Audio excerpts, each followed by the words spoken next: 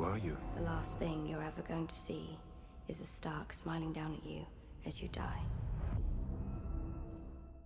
최근 조지 알마틴이 메이지 윌리엄스와 함께 새로운 왕좌의 게임 프로젝트를 작업 중이라는 소식을 전했습니다.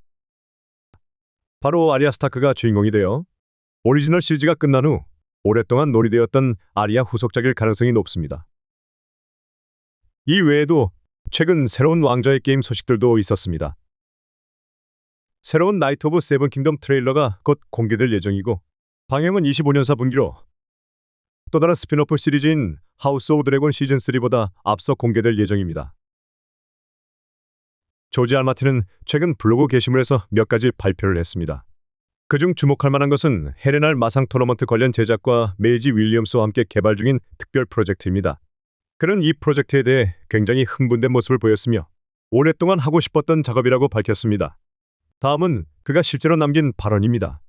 우리는 메이지 윌리엄스와 함께 피자와 파스타를 먹으며 블라블라에 대해 이야기를 나눴습니다.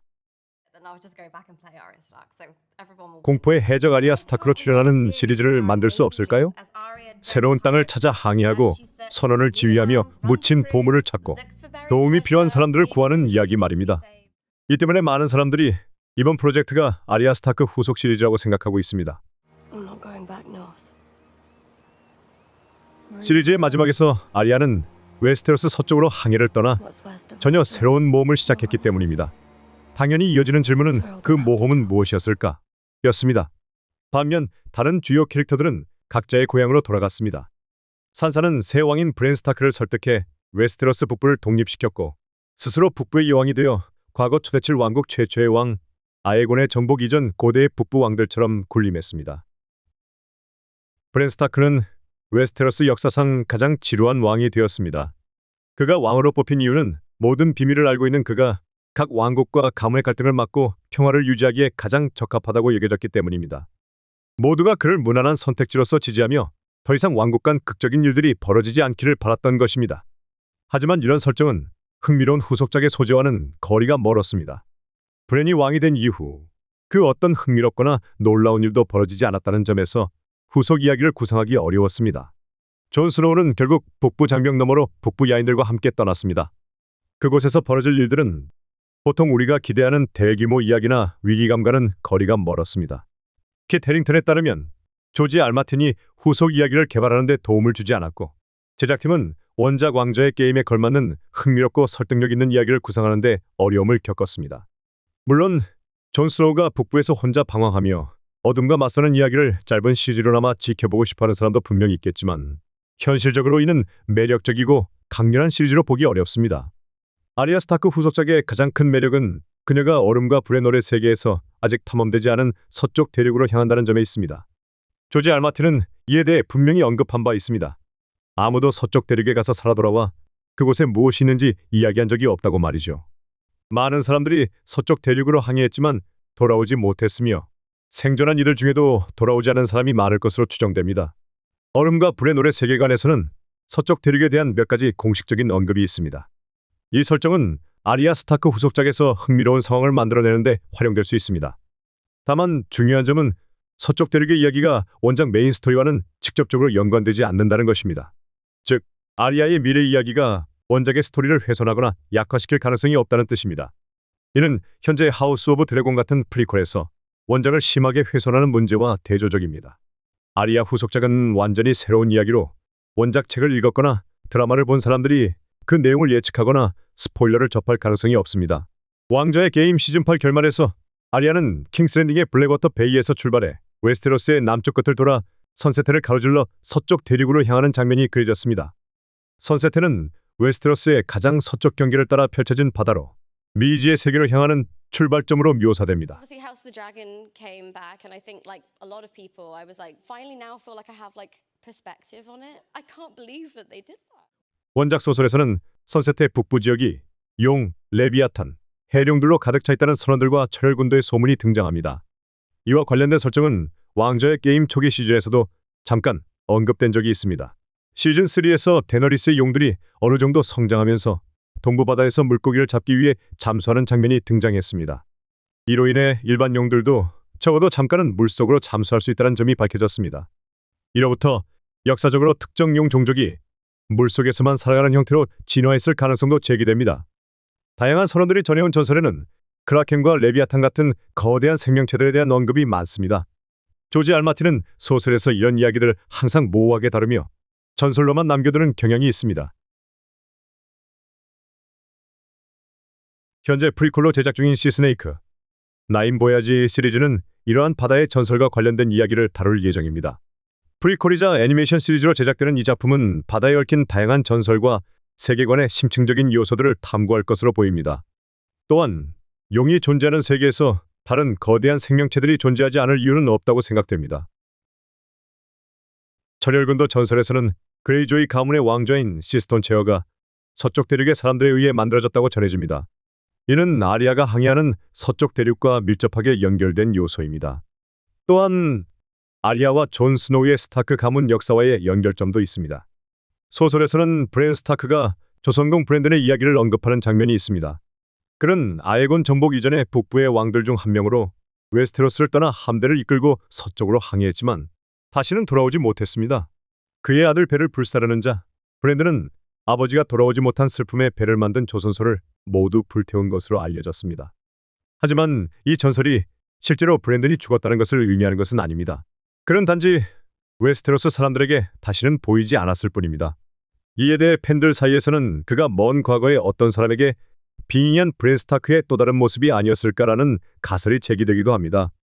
이 가설은 왕좌의 게임 시즌 6에서 브랜이 새눈 까마귀가 된 후 과거에서 호도르를 제어하다가 그를 호도르로 만들어버린 사건과도 연관됩니다. 브랜 스타크가 현재를 연결하며 과거와 미래에 영향을 미친다는 설정은 특히 호도르의 정신을 잠시 혼란에 빠뜨리는 사건에서 두드러졌습니다. 호도르 사건 이후 많은 사람들은 브랜 스타크가 먼 과거에도 유사한 방식으로 개입했을 가능성을 제기하며 그는 첫 번째 긴 밤 이후 스타크 가문을 창시한 브랜든 더 빌더가 아닐까 하는 의문을 품었습니다.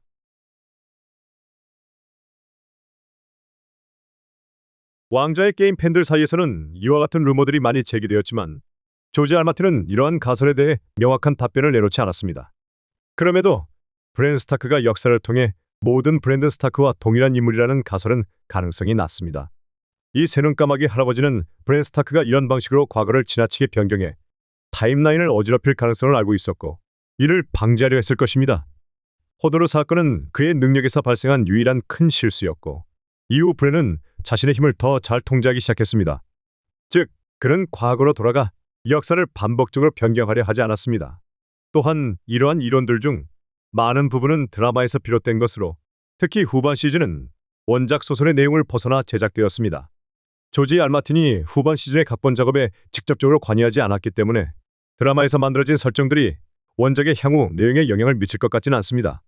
따라서 드라마의 후반부 내용을 원작 소설의 설정과 동일시하기보다는 조지 알마틴의 책에서는 다르거나 크게 변형된 이야기가 전개될 가능성이 높습니다.